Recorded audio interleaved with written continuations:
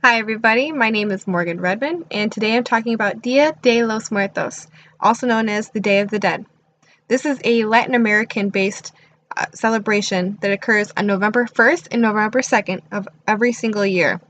This celebration dates back as far as the Aztec times, nearly 3,000 years ago. So this is an ancient tradition that has been carried on to this day. Now there's still some Catholic influences that didn't exist 3,000 years ago that are part of the culture, but still just as practiced and just as common to see now as it was 100 years ago. So, Day of the Dead, Dia de los Muertos, is when spirits are able to come visit for 24 hours and celebrate their life with beloved family and friends. So, November 1st is All Saints' Day in Catholic culture.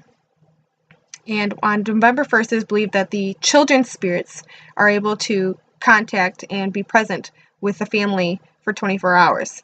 And on November 2nd, All Souls Day, is when all the adults can come down and be a part of celebrating their life with their living relatives. So, what occurs during this holiday? Well, each family creates altars that have pictures of their loved one. That'll have the Virgin Mary. Sometimes there'll be a cross.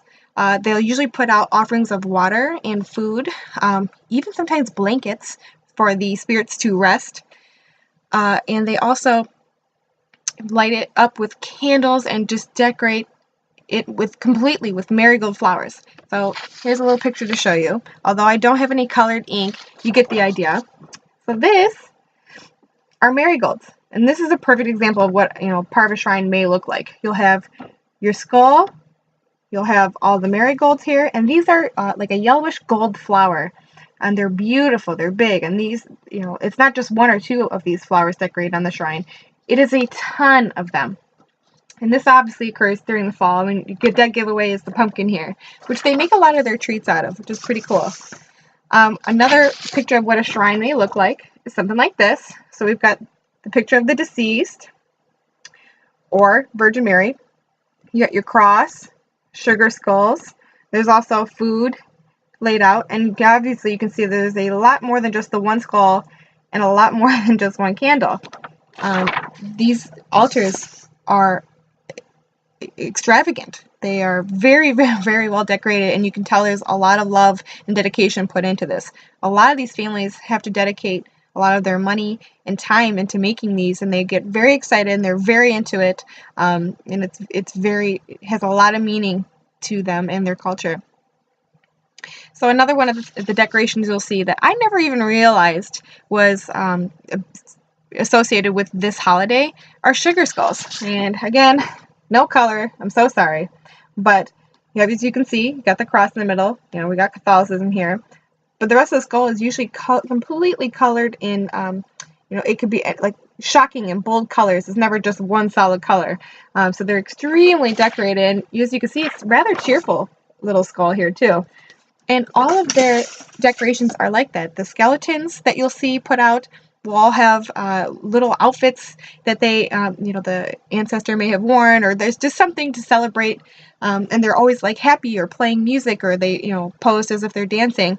I actually got my sister one of those little skulls from Mexican Town, and a little skeleton one to go with it for her birthday last year because she loves Halloween and everything. I thought that would be a great gift to give her. Little did I know what it actually means, and now that I know, it's even more cool. And I wish I would have got one for myself to show, but so these are constantly everywhere you look during the celebrations. They have them all over the graves, on the altars, throughout town. People have them tattooed on, or they'll have their face painted. And I've seen a lot of people with during Halloween, they have their face painted as skulls, but I never knew what it meant. And now that I know, again, very cool. I might even do it this year for myself.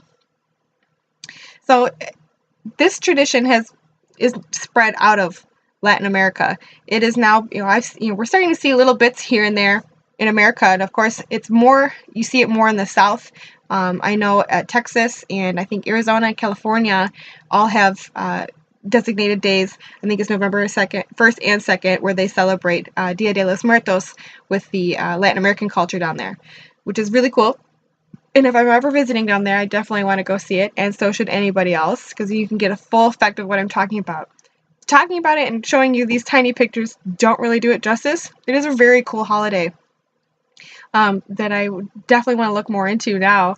But I want to see it grow into America more, because I think this is a great way. Um, this should be an added uh, holiday for us as well. It's a great way to celebrate our dead.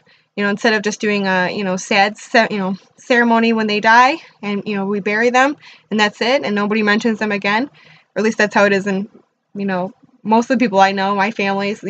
There's just maybe a picture here and there. But I'd like to spend more time celebrating who they were. I know I would like it for myself someday, for my descendants, to look upon a picture and celebrate, and have drinks and food, and celebrate with the other families about me and their and other passed on relatives. I think this is such a cool uh, tradition and celebration that really I would love to see expand up towards United States, and not just in the Latin American parts, but everywhere. I would like this would be an awesome tradition. But anyways, I'm rambling on.